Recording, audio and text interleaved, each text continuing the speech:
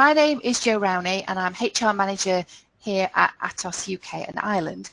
I'm also the creator and manager of the Career Support Programme here in Atos, which supports our permanent employees in their goal to become interview ready, so they can move around our organisation and developing and adding value as they go. The programme helps employees to really sell themselves and develop their careers within our organisation. Due to the success of career support here in the UK, I am regularly approached to share best practice with my colleagues globally, as well as having presented in Durham University, and I've also provided CV critiquing for London University too. I am a qualified assessor and I'm about to share with you a very short coaching session called Tailored Covering Letter. It's always a good idea to start with reminding people what the benefits of a tailored covering letter actually are.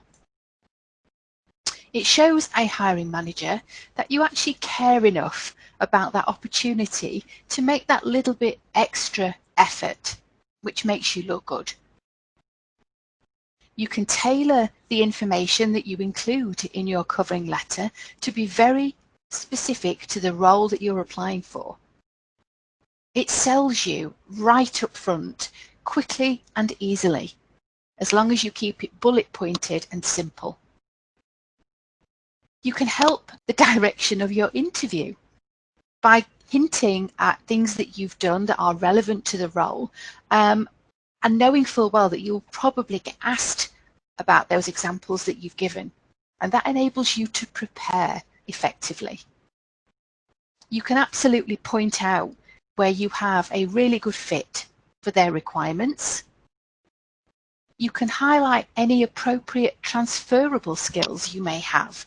So if your skills are not exactly the same as they're asking for, but they're a little bit similar, you can point that out.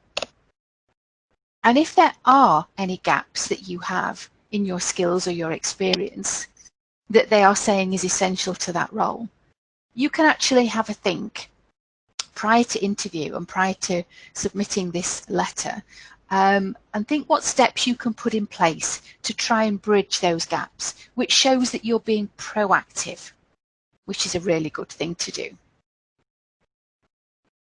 So what should your covering letter be and what should it not be? Okay, so the aim of your covering letter, it should be quick and easy to read. We do not want it to be a great long list of paragraphs.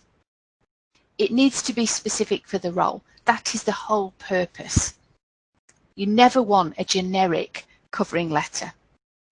If you're after a promotion or a higher level of responsibility, point that out. If you want to change career direction, explain why that is too. Because obviously they will have your CV at the same time and they may see that your career has gone in a completely different direction before. Or if you are interested in pursuing a specific direction in relation to the job you're applying for, point out your thinking behind that and why you want to do that. It brings you to life a little bit more. So what should it not be? Shouldn't be too long. Don't get carried away. The shorter, the better. Not full of great long paragraphs. If you've had a look at the CV training that I've done, you will see in there that I say do not have long paragraphs. It gives hiring managers a sense of having to wade through that information. It's just too much. Don't set the scene too much when we're talking about little examples that you might be giving of competency that you have or how you tackled a particular problem.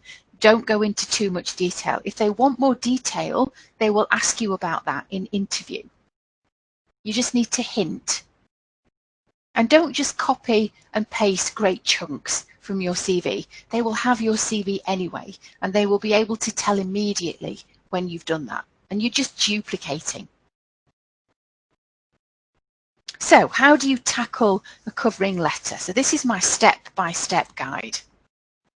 Here's how. So you need a job specification in front of you. You cannot do an effective covering letter without it. Dig out your old trusty highlighter pens and take a look through the job specification and highlight in green anything where you have a really good match of skills or experience that they're asking for. Then, in that lovely neon yellow, go through it again and highlight where you feel you have a reasonable match of skills that they're asking for, or transferable skills. And then in pink, because we don't have red, but in pink, highlight anything where they're saying this is an essential requirement, or we really would prefer this, but where you don't have that. And that enables you to think about how you can very quickly try and plug that gap, or at least put steps in place to show that you're willing to do that. So what to include in your covering letter, and in what order? So what you need to get across straight away is your motivation for applying for that role. Now, on the next 2 or 3 slides, what I've done here is quite a bit of detail. So again, you know, if you've listened to one of these sessions before, you'll know that you can put me on hold and you can read this information properly. But you need to capture why you're interested in that role. They want to understand your motivation.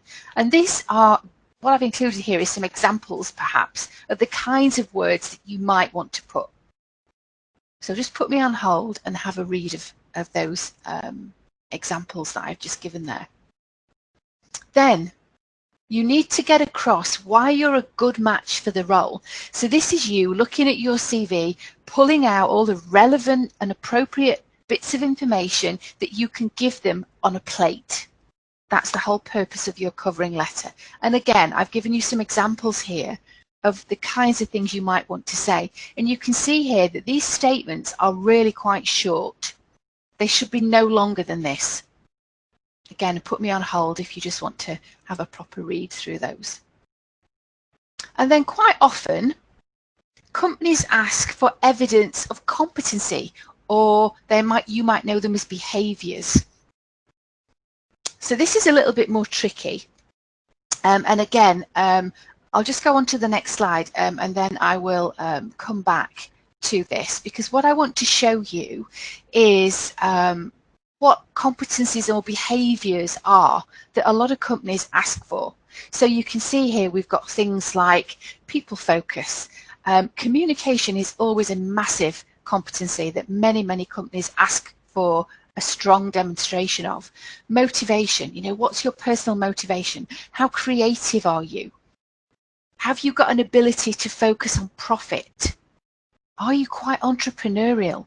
How do you influence people? Okay, so these kinds of things are what we call competencies. So obviously you can look at that later.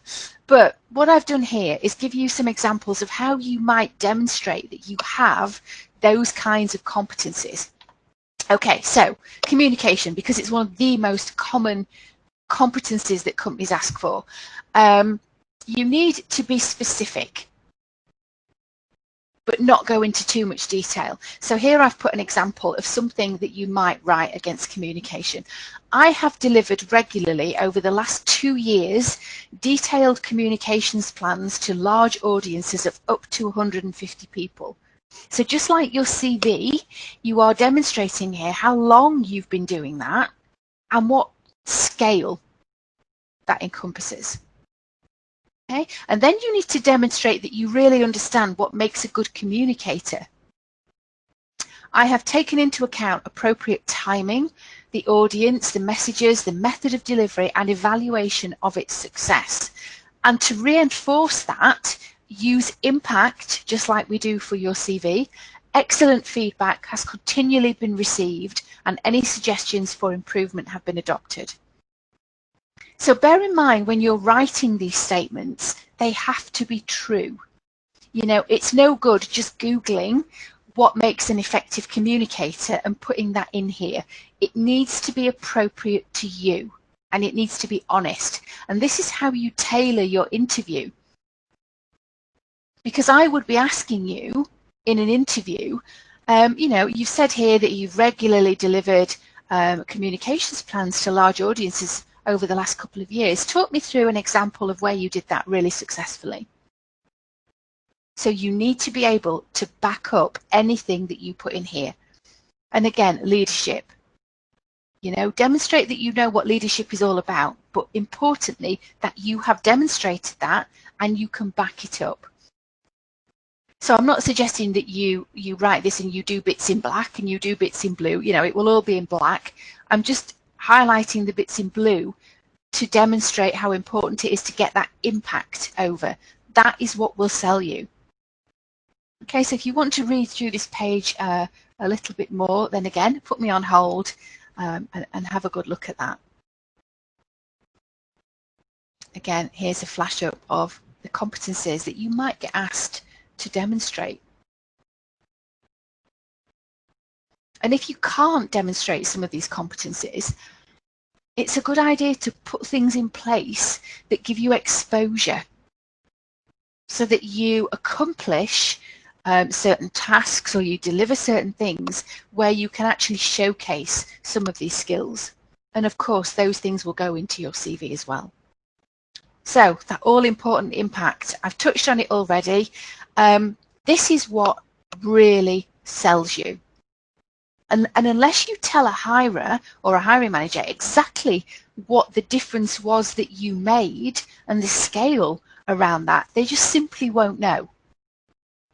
It's really important. And what you'll find is if somebody else does that better than you, so you may have done the same thing, but actually they articulate it better, they will get the job. So that's how important it is to make sure that you make yourself clear. Just like in your CV, you know, include things that you're proud of. Always make sure as well that your covering letter and your CV are consistent and they don't contain different stories. Just need to be consistent. Many people underestimate the value of a good covering letter. It's very important to get it right, and the key to that is making it specific to the role. If you attach a very generic covering letter, it can actually cause more harm than good because you're simply adding to the volume they have to wade through, and they still have to try and search for the relevant information. You need to deliver that relevant information on a plate. A good tailored covering letter will definitely help you to stand out in a crowd, and you're making the hiring manager's life a whole lot easier. Believe me, they love that. Also remember the subliminal messages that you're sending. You're making that extra effort and you've paid attention to detail. All good attributes that they're looking for in an ideal candidate. Good luck.